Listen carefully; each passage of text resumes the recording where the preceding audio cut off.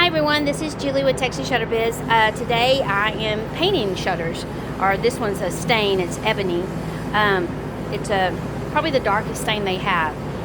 It's like almost a black if we wasn't going to paint it a solid color, but this is a stain and it's called ebony, and it's the mini wax. Let me see, and I got stain all over me, so this is my working area. Oh, you really can't see it, but it's ebony natural wood. Over here you can see that I have 2 of them laid out already, and I have 4 sets to go. So we're doing that, but Tristan builds them over here, and like I said, he's already done with his work.